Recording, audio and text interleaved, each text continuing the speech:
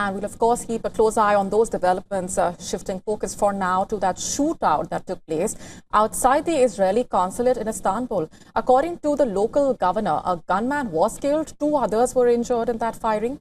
2 police officers were lightly wounded. It's not immediately clear if the intended target was the Israeli consulate. Now, this consulate is located in Istanbul's Besiktas district, and according to reports, no Israeli diplomats are currently in Istanbul.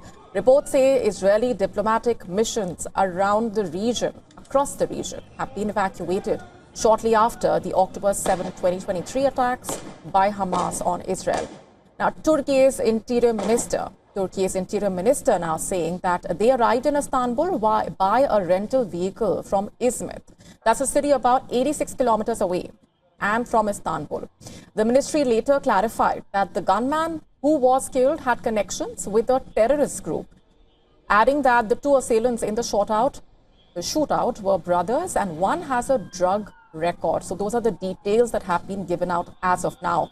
Also, the Turkish officials did not immediately reveal the group's details, but Turkish media said it could be the Islamic State. So that is what has emerged right now, and Turkish media also reporting that the 3 suspects were armed with long guns, dressed in camouflage and carried backpacks. A large police presence was also deployed in front of the consulate. The Istanbul Public Prosecutor's office has launched an investigation.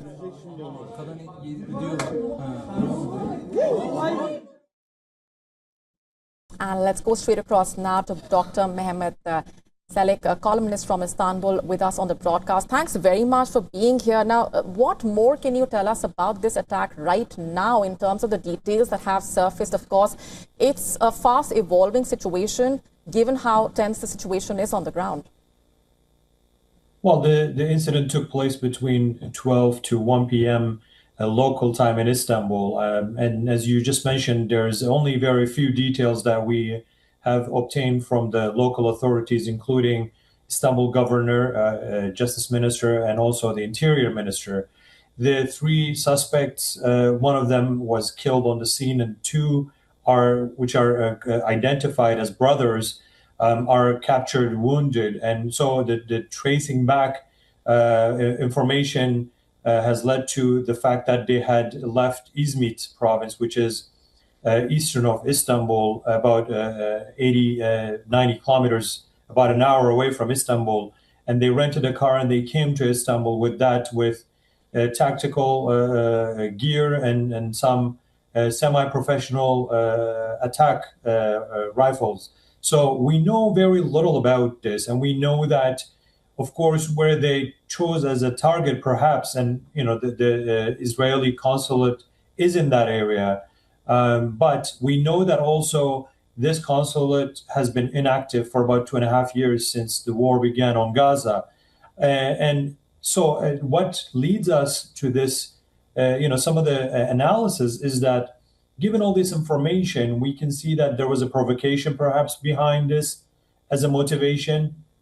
And some of the information shared by the officials show that they told us that the individuals are linked to the groups that are exploiting religion. So it could be Daesh, it could be another group. We don't have anyone claiming or actually pointed out by the officials yet as those who are behind this attack. But ultimately, all the information will be traced back, and those groups or individuals or different actors behind this will be revealed as information shared with the public. I think one of the key motivations behind this was to conduct some sort of provocation and to instill fear in the eyes of the people in Istanbul. But I think Turkey knows, and Turkish people know, that terror threat has been minimized given Turkey's successful cross-border operations, and also as part of Turkey's terror-free initiative.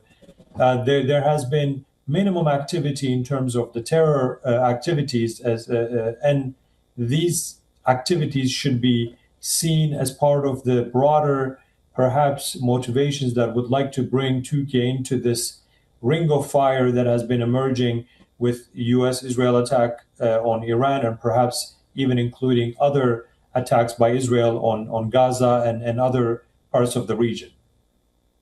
Indeed, and as more details will continue to trickle in, as you rightly pointed out, this incident taking place at a time like this does trigger a lot of concern, a lot of question marks as well. If you can just help our viewers also understand more about the area. Of course, this is, of course, a heavily fortified area. Like you said, the consulate is situated there, but wasn't functioning for the last 2.5 years. At the same time, what we do know, as per the reports, is that that vehicle was a rental vehicle which made its way from Izmit, which is about 86 kilometers away.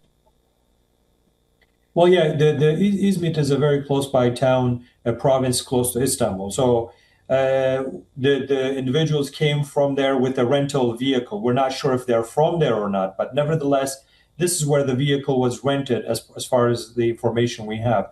The area that they targeted is a very it's like a former financial district, or many companies are there. It's not the actual financial district of Istanbul, but many of the high-end, high-rise buildings that house many of the firms are located in this area. It's a very high-traffic shopping area. It's also an area where many different diplomatic missions are located. So it's one of Istanbul's busy, posh, and also business districts, we could call it.